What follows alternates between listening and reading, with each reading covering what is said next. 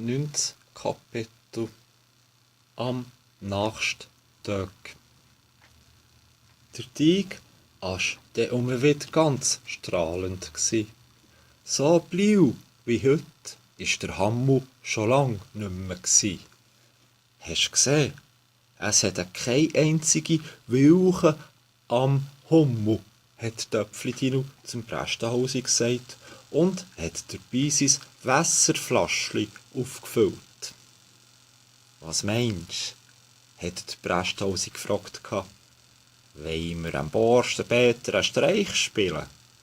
Er hat heute nämlich nur Blitzön im Kopf gehabt.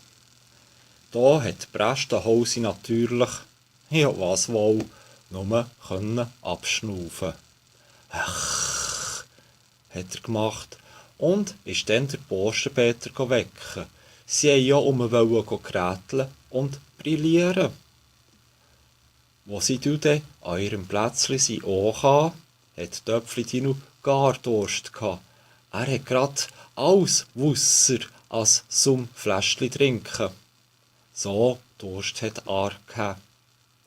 Der Töpfli-Tino hat dünn das Feuer gemacht und schon gleich darauf haben sie ein heuerliches Feuer gehabt.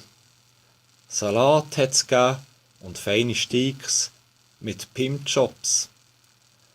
Wo dann der Prästenhausi am Salat verteilt war, hat der Borstenbett aber zum Hausi gemeint: «Los, Prästenhausi, ich will ja nicht zu viel vom Salat, gib mir gescheit ein bisschen mehr Schleif.»